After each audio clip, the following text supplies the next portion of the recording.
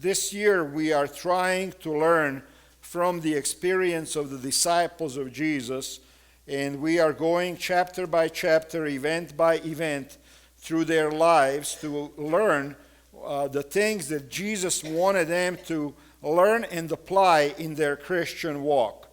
So today we are in chapter 7 of Matthew, and I'm just going to real quick read this passage, 5 verses from the, let's see here, this is the Living Bible, so real easy to understand.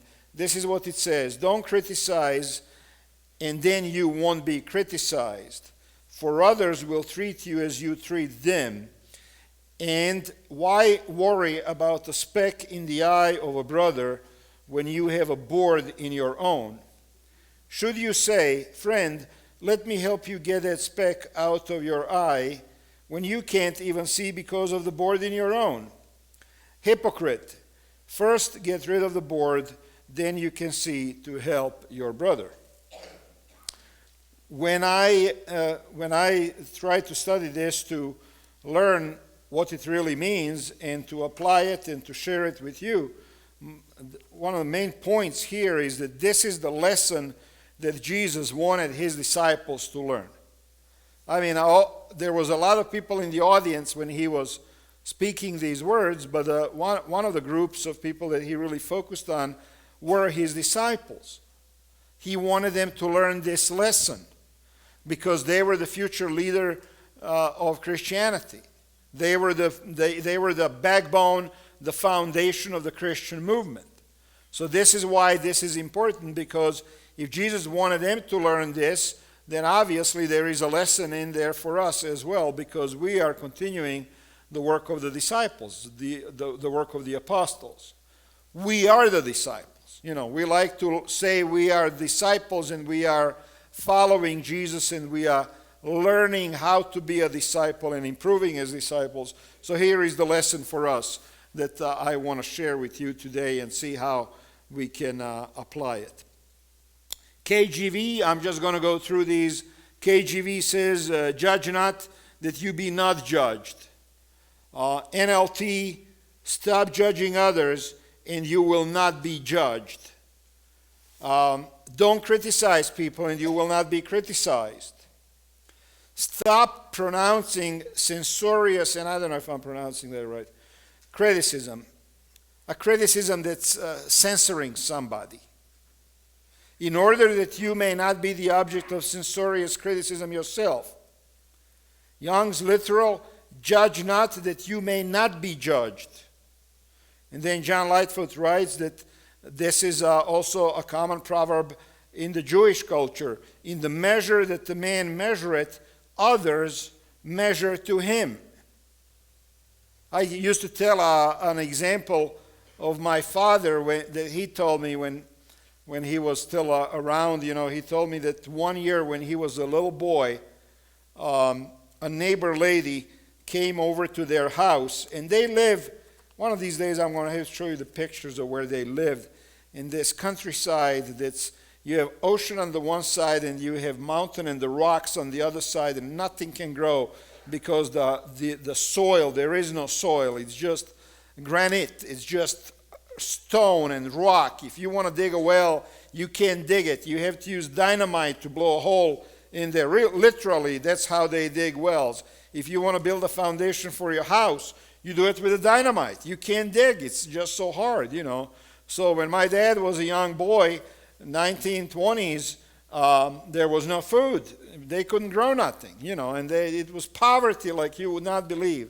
So this lady came over to their house and told my grandmother that she was running out of food, and she also had kids, you know, and needed a little bit of flour.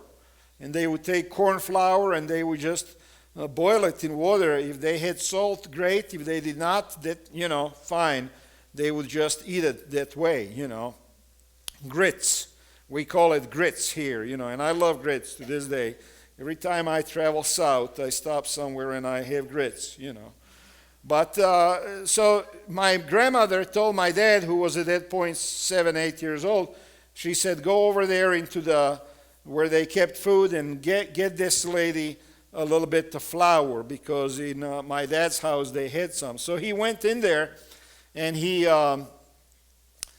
put the flour into the cup that my grandma gave him, and then he poured it out into an apron. And he says to me, when he was telling me this story, it didn't look like there was much there. So he says, I stuffed everything back into the cup, and I really stuffed it good, with my fist. And then I added more. He just kept adding more and more and more. And by the time he gave it to this, emptied it into her apron, she was just shocked at how much flour she got, because now she was going to be able to feed her kids.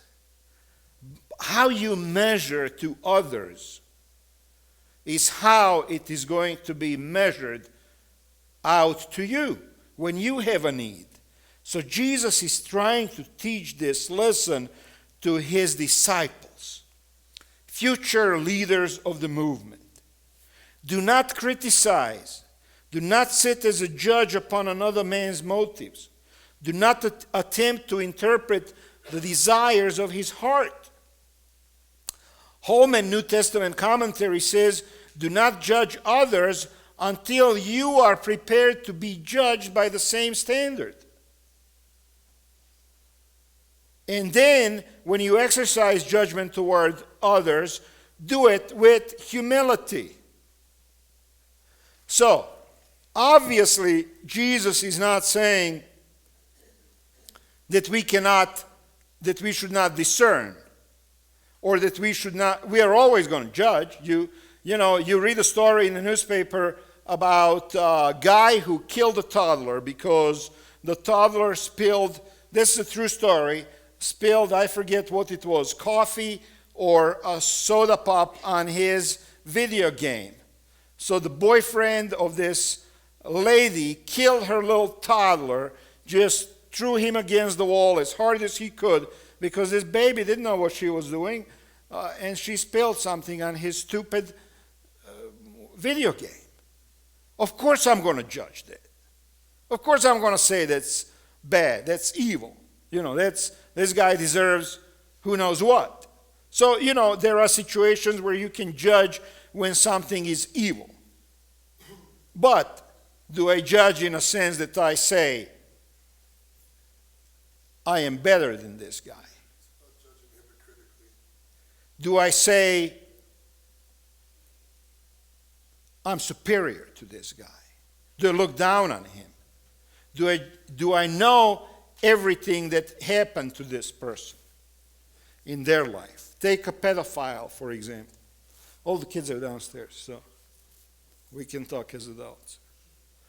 You look at these guys and they repeat. Easy for us to judge them. Unfortunately, I had a situation one time here at the church when I had to tell somebody they couldn't come here anymore. And the reason is because we don't have this set up where we can keep an eye on everybody. But I don't know what, when you look at these people and you look at their history and background, you find out that the majority of them were abused themselves when they were little kids. So how do you judge? You see, what was Jesus trying to say? Use your judgment, of course. The verse implies that you will judge in a right sense. But do not indulge the criticizing faculty upon others in a sensory manner, or as if you were set in authority and had a right to dispense judgment among your fellows. If you impute motives and pretend to read hearts, that's wrong. Others will do the same thing towards you. We can't read the motives. We can't pretend to know what is in a person's heart. So Jesus is saying, don't judge. Interesting thing here. Christians can be exceedingly critical individuals. Now, who says no? No, right? No, I know. But Christians can be exceedingly critical individuals, where they criticize all kinds of things. We are constantly, I hear as a pastor from my superiors all the time, and we get these denominational magazines, and Somebody is always lamenting the fact that the young people are no longer in the church. The young people are leaving. They're all gone. Why are they going? How can we keep the young people? Let's do something with the music. Let's do something with the, missionary trips, all of this stuff. Everybody is looking at it, but nobody is looking at the fact that you have some people in the church who are constantly criticizing the young people. You have a young person who hasn't been in the church for years. They come back, and the first thing somebody says to them brings back up their past, Starts criticizing them about one thing or another. Jesus is saying to be very careful about it. Be careful about the spirit in which you pass a judgment. If you're going to judge with a critical spirit, then don't do it. Jesus is saying don't do it. Cultivate an uncritical temperament. It's something that we cultivate. You know how there are some people who criticize everything? They don't like nothing. You don't want to go with those people to a restaurant because they're going to give a hard time to a person who serves them food. They're going to give a hard time to a cashier. You don't want to go with them anywhere because they have cultivated this critical spirit. And Jesus is saying, cultivate a spirit that's not that way. You must be alert to the temptation to place yourself in a position of superiority over others. As human beings, we are tempted to say, I am better than you are. I'm a little superior than you are. Have you seen these stickers on a car? I'm glad I'm not you, or I wouldn't want to be you. I've seen that on a sticker on a car, And there are people, some people who have this kind of a mentality. Superiority belongs to God alone. God is the only one who is superior. So what Jesus was trying to say here was to his disciples and to everybody that was listening was, you all guys are in the same boat. You are all the same. And therefore you don't have the right to judge another person. That's God's job. You see, and the question that comes for us is, do I need to sometimes confess and repent for this sin of arrogance and pride where I'm thinking that I'm better than somebody else? Why is Jesus trying to teach his disciples this lesson? Think about this. These guys, these 12 guys, they're going to go out there into the world. They're going to go from country to country. They're going to meet all kinds of people. They're going to meet people in the authority. They're going to meet people who in poverty. They're going to meet criminals. They're going to meet illiterate people. They're going to meet people of different skin color. They're going to meet people who are just bad. They're going to meet pagans. They're going to meet people who have different religion, different language. It would be very easy for them, after gaining all of that experience and knowledge in the presence of Jesus, it would be very tempting for them to become superior. I'm better than you are. I'm going to come here to your city to teach you, to preach to you, to sermonize. So Jesus wants them to learn this is not the way to approach people. Your job is not to judge. You're going to go out there and meet all kinds of people in Denver here because at your work, at your school, wherever you're going, you're constantly dealing with somebody. How do you look at those people? Do you see them as less? Or do you see them as equal? Or do you see them, how do you see them? I had a friend of mine came by yesterday, and he lived in Germany after he was a refugee from a war. So he lived in Germany for a while, and he said every day I would hear somebody use a negative term towards me. Foreigner, stranger, swine. And he says, I've been in the United States now for the last almost 20 years. And he says maybe twice that happened in the United States, where people look down on him because of his accent or because of his skin color. This is a different country, you see. We treat people a little different. That's in our culture. because we all, either us or our grandparents came from somewhere else, and we try to treat everybody equally, right? But yet at the same time, we as Christians get to sometimes be tempted. We have a lot of knowledge, right? Bible, we learn all the time, and we become a little more educated, and than most people. Christianity tends to rise people up a little bit, you see. So the temptation is there to start looking at others as if they are not in the same category as we are. And Jesus is saying to his disciples, do not judge. Jesus clearly does not forbid all judging of any kind, for the moral distinction drawn in the Sermon on the Mount require that decisive judgments be made. Right? So you have to do that. What Jesus is addressing is the spirit or motivation of one's judgment. What's your spirit like? What's your attitude? What's your motivation? What's in your heart? You see? And there is a word here that I like. Stop hypercritically judging others, in order that you may not be the recipient of similar judgment. Hypercritical judgment. Hypercritical judgment. What is it? It can be trivial. It can be frivolous, condemning, disapproving, disparaging, fault-finding, scathing, severe, harsh, self-righteous, lacking in mercy and short on love. Lacking in mercy and short on love.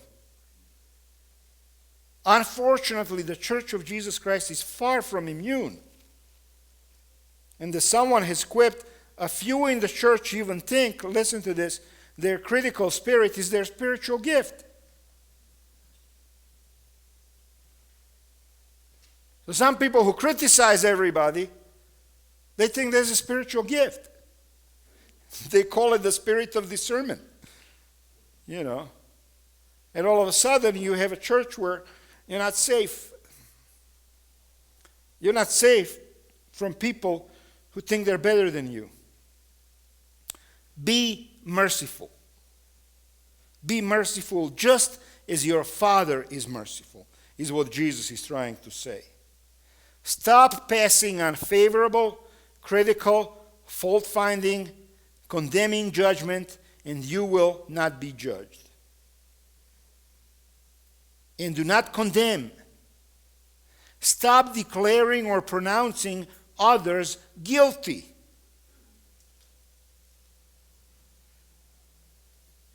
And you will not be condemned.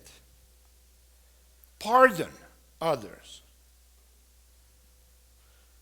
Okay, so I'm reading this and I'm thinking this is hard because there are many times when you have the right to be angry.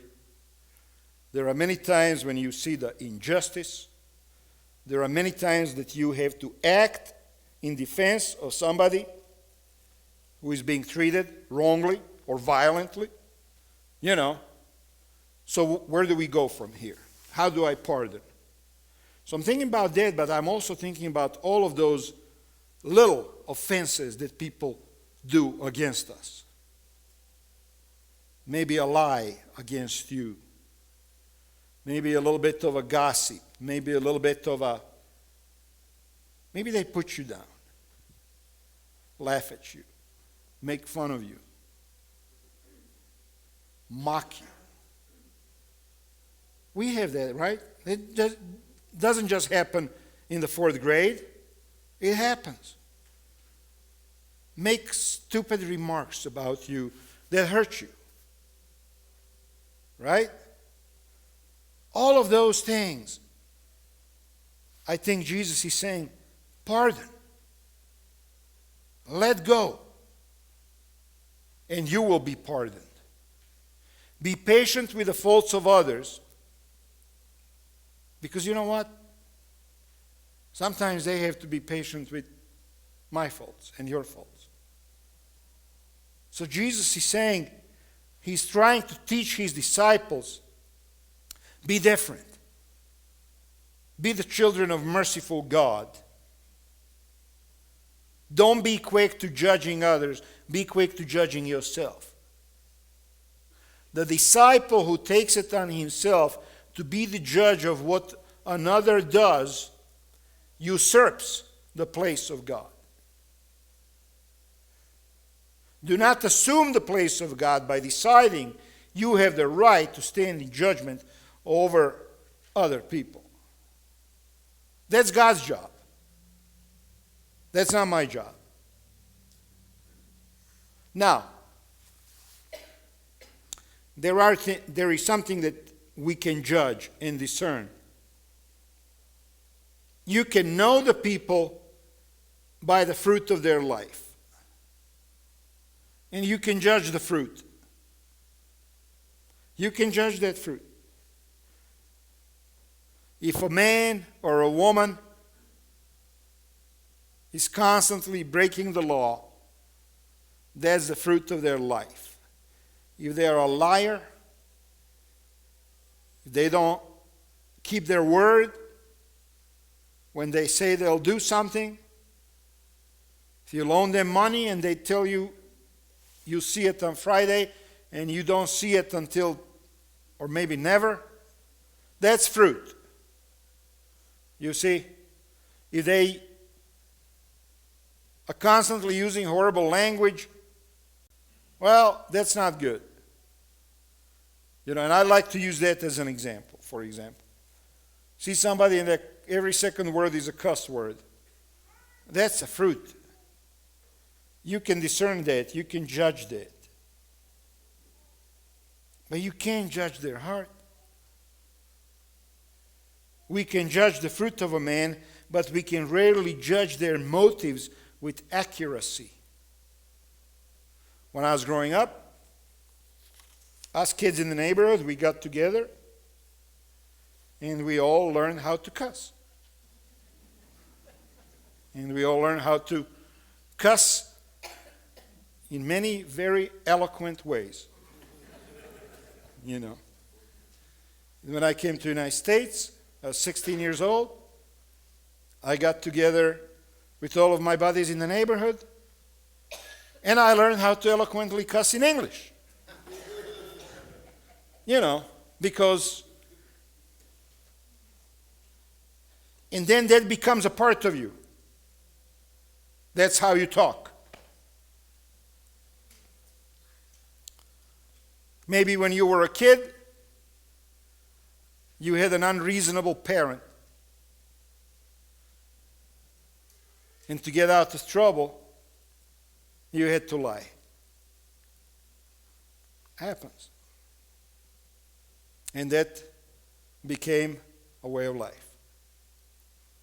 Easy. I have a boss, I have a teacher. My default reaction is, tell a lie, get out of trouble. You see? And go down the list. And that's why Jesus says, yeah, there is a fruit. There are things that we do. But then there is heart, there is history, there is circumstances and events that have shaped the person to be who they are, and you don't know what that all is. That's God's domain. God is the only one who keeps record of all of those things. So Jesus is trying to teach his disciples, be quick to judge yourself, but slow to judge others. And as human beings, we're not quick to judge ourselves. It's easier for us to judge others. It's easier for us to blame others. Now, this is where racism and prejudice also comes in. All of those poor people on welfare, they're the ones who are screwing the country, So it's easy to judge the whole group. You don't know why they're on welfare. Or one group or another group or, white, black, Hispanic, judging. Jesus is teaching them, be quick to judge yourself. Stop having a measuring rod for other people. There is always one fact more in every man's case about which you know nothing. So don't have a measuring stick for other people, because no matter how accurately you think you're measuring, there is still one figure in there, one number, that you don't know anything about.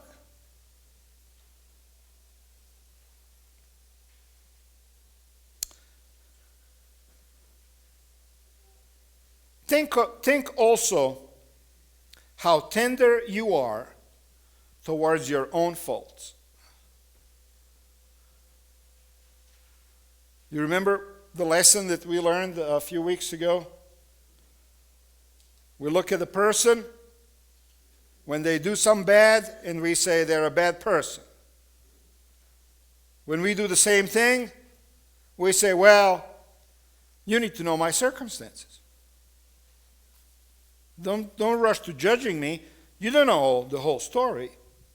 But when we look at somebody else, we immediately come to a conclusion they're a bad person.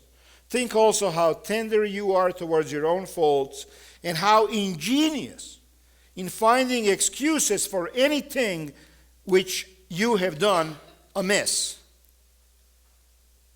We are very ingenious in finding and coming up with all kinds of very creative excuses for the things that we do. But when it's somebody else, then we're quick to judge. Disciples were listening to this lesson. I'm not sure that they understood it or received it immediately.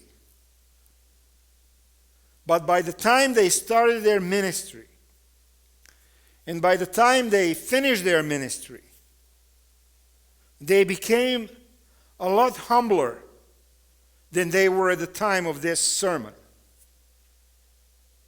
And when a person becomes humble is when a person stops judging others. So this is a function of the Holy Spirit and God.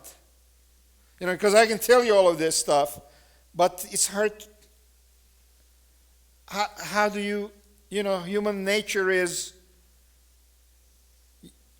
to be changed by the Holy Spirit. Just like the two men who went up into the temple to pray. One a Pharisee and the other a tax gatherer. The Pharisee stood and was praying thus to himself, God, I thank thee that I'm not like other people, swindlers, unjust, adulterers, or even like this tax gatherer. I fast twice a week. I pay tithes of all that I get. This is human nature. I'm good. I pray, I study, I prepare for my sermon. I call my members when they're sick. I'm a good person. I do good things. You see, Lord, you need to notice all of the goodness here. Please realize how good I am. I'm not like these other guys who don't study their Bible and they don't pray, and I'm not like these other preachers who don't care about their churches, never there. I'm not like that. I'm better than them. But the tax gatherer, standing some distance away, was even unwilling to lift up his eyes to heaven. The humility that he had prevented him from even looking up. He looked down. He looked down into the ground. He was beating his breast, saying, God be merciful to me, the sinner. If you feel this emotion in your life, God be merciful to me, the sinner, you're not just saying it. Anybody can say that, right? And not mean it. But if you truly feel this emotion, God, just be merciful to me, because I'm not better than anybody else. As a matter of fact, I'm worse. And Paul, apostle, God be merciful to me, because I'm worse than the others, because I know more. You see, when you have that's humility. You don't have time or energy or ability to look at the faults of others when this is what's going on in your own life. That's what Jesus was trying to get them to do in this lesson, was to look inside.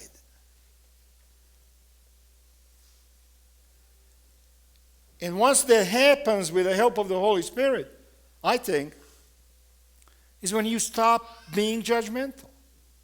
So I want to emphasize, this is, if I, obviously the lesson today is do not judge. But I'm not saying to go out there and try not to judge. What I'm saying is go out there and ask God for the humility to put it in your heart so that you are focusing on yourself. Don't even mention others. Don't even think about how you treat others. Just go to God and say, Lord, put the mirror in front of me so that I can see who I am. So that I can see my faults. So that I can ask for the right things to be forgiven. Sometimes we don't even know what the right thing to be forgiven is in our life, because we think we're okay. So we need Jesus. So Jesus is teaching them this lesson, the apostles and the disciples. He's speaking like a professor, like a teacher in a classroom, but he's also living. And pretty soon they're going to see Jesus being dragged through the streets of Jerusalem like a dog and beat up and abused. And they're going to see him living these words. So by the time their experience with Jesus was over, they learned it intellectually, and they also experienced it on every level, emotionally, and deep in their hearts they experienced who Jesus truly was. And Jesus prayed and says, forgive them, for they know what they are doing. They know not what they are doing. That's mercy. He didn't say these are bad people. Punish them. Look at what they are doing to me, killing an innocent person. He didn't say that. He says, forgive them, for they know not what they are doing. A discerning spirit is constructive. A discerning spirit. Let's talk about that for a moment. You see somebody who is doing wrong. You can go get into their face and tell them really how wrong they are. A discerning spirit is constructive. A hypercritical spirit is destructive.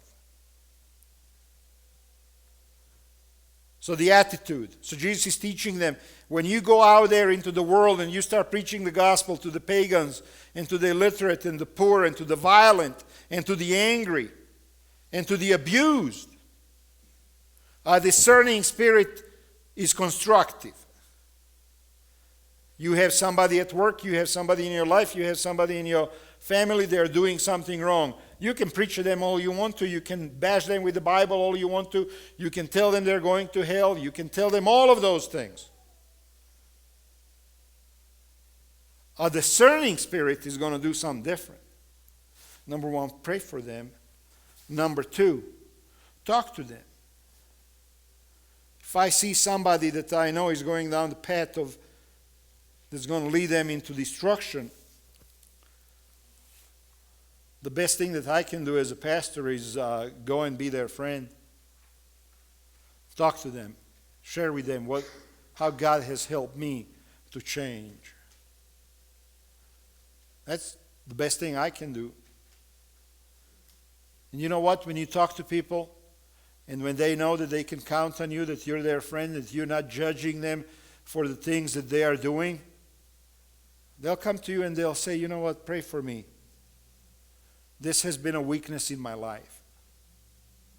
You know what?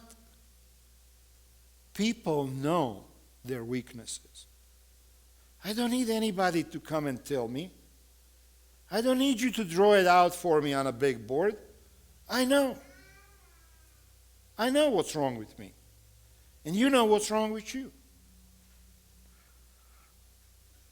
So, what do we need? We need people with discerning spirit who can go put their arm on somebody's shoulder and pray for them out of humility because God has forgiven them. God's forgiven me, then I ought to have the attitude of forgiving another person and praying for them so that God would bring them into His grace. The problem is that all of us know someone whom we consider a little bit lower on the ethical scale than we are. Look at this. And what a comfort they are to our hearts, these people. Every time our conscience gives us a little stab, we immediately remember these people and we take courage and feel a lot better. Why? Because if we analyze our thoughts, we find that we secretly feel God has no right to bother us while these people are around. Let Him concentrate on them. They're worse than me. This is the human nature. We find comfort in the fact that we think there are people out there who are worse than me. Because then when I do something wrong, I'm thinking, oh God, Lord, don't worry about me. Worry about the Hitlers of the world. Worry about the mass murderers out there. What I do is nothing. It's just a little thing. See, this is the human nature. This is the judgmentalism that we are experiencing.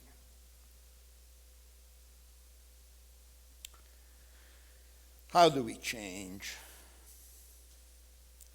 How do we become more accepting and more loving?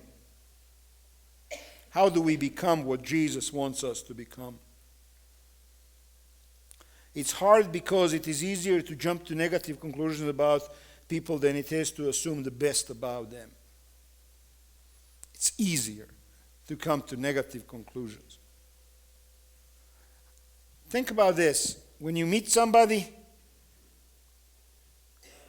and you start having a relationship with them, whether it's a business or whatever, how do you look at them? What do you assume about them first? I got to watch out for this person, or this is a great person? Human nature, easier for us to think bad about them than to think good. And Jesus wants us to change this. A small town baker bought his butter from a local farmer. One day he weighed the butter and concluded that the farmer had been reducing the amount in the packages but charging the same. So the baker is buying butter from this farmer.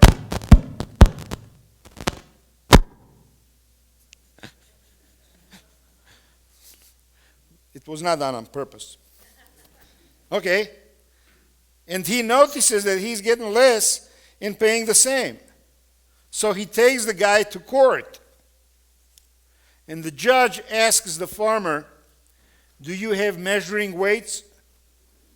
"No, sir," replied the farmer. "How then do you manage to weigh the butter that you sell?" And this is what the farmer said. "When the baker began buying his butter from me, I thought I'd better get my bread from him. I have been using his 1-pound loaf as the weight for the butter that I sell." So you see where this is going? Sometimes we accuse other people of the things that we are guilty of. Sometimes we accuse other people of the things that are a weakness in our own life. And you know what was the most important reason that Jesus wanted to teach this lesson to his disciples? Because the chief accuser is Satan. the king of all criticism, of all accusations, of all the blame is Satan himself. That's his job. He blames, he accuses. One author says Satan is the chief speck inspector. Let me fix the speck in your eye. But I'm not going to think about what's in my eye. You see?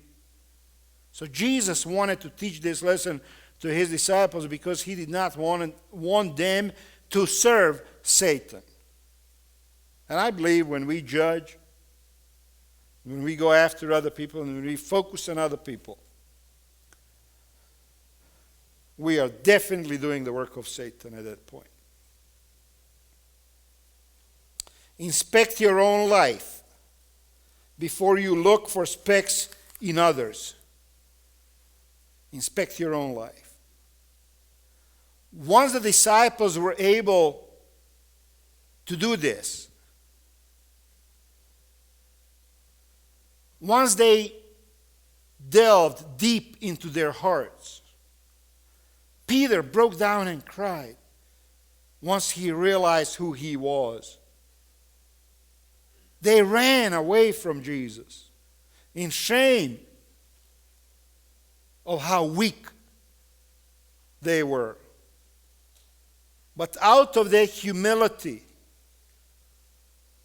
they grew into spiritual giants. Because a spiritual giant is somebody who has mercy towards others. Spiritual giant is somebody who does not take offense every time somebody looks at you the wrong way. Spiritual giant is somebody who goes to God every day and asks for clarification about his or her own life. And this is what happened to them.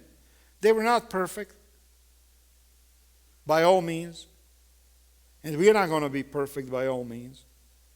But you know what? We can do better. We can do better. And if we start just focusing on our own life, that's all.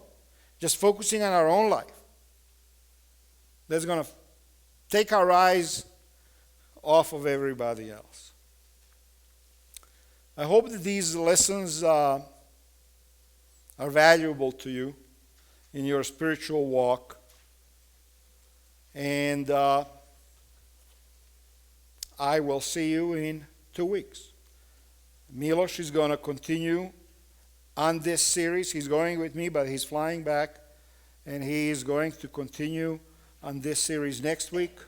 And then I'll be back the following week. God bless you as you walk with him. Amen.